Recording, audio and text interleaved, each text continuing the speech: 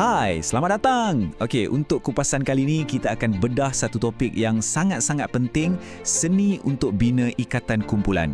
Kita akan tengok kenapa ada tim yang klik dan berjaya dan kenapa ada yang tak. Dan yang paling penting, macam mana kita boleh bina satu pasukan yang betul-betul padu.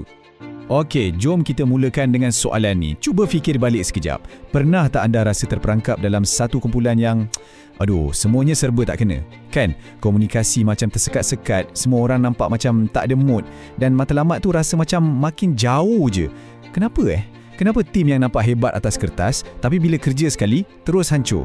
Sebenarnya, puncanya selalunya tak serumit yang kita sangka pun. Jawapannya terletak pada satu idea yang nampak simple tapi sangat-sangat berkuasa, jangkaan bersama.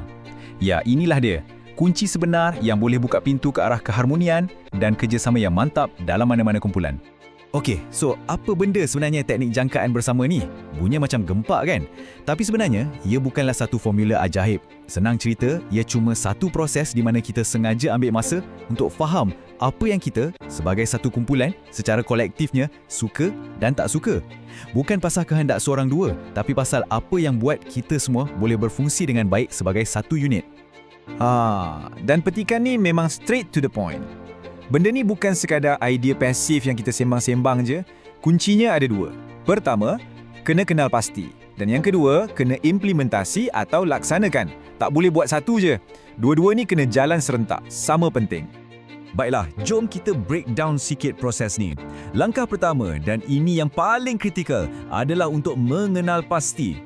Fasa ni semuanya tentang mendengar. Ia tentang kita cipta satu ruang yang selamat di mana suara setiap orang dalam kumpulan tu bukan je didengari, tapi betul-betul difahami. Jadi, macam mana nak buat benda ni betul-betul? Bukan teori je. Ada beberapa cara yang power. Kita boleh buat sesi bincang secara terbuka, di mana semua orang rasa selesa nak bagi pendapat. Atau, kalau nak jawapan yang lebih jujur, boleh guna borang maklum balas tanpa nama. Dan, jangan sesekali pandang rendah pada kuasa pemerhatian. Kadang-kadang, dengan hanya perhatikan cara orang berinteraksi setiap hari, kita boleh nampak banyak benda yang tak terluah dengan kata-kata. Okey, bila kita dah jelas apa yang tim kita perlukan, kita tak boleh berhenti setakat tu je. Sekarang, masuk fasa kedua yang sama pentingnya, pelaksanaan. Di sinilah kita tukarkan semua pemahaman tu kepada tindakan yang nyata yang semua orang setuju. Proses je simple je. Ada 3 langkah. Pertama, kita kumpulkan semua input tadi. Kedua, kita bincang sampai capai persetujuan bersama. Ini part penting. Apa cara kerja yang kita semua boleh committed untuk ikut. Dan ketiga, kita bina norma baharu. Inilah masanya kita ubah persetujuan tu jadi tabiat, jadikan benda ni macam darah daging tim kita. Jadi, apa hasilnya bila kita buat semua ni?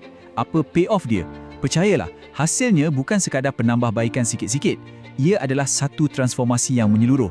Kita bukan cuma selesaikan masalah, tapi kita sedang bina satu ikatan kumpulan yang jauh lebih kuat. Cuba tengok beza dia. Macam langit dengan bumi kan?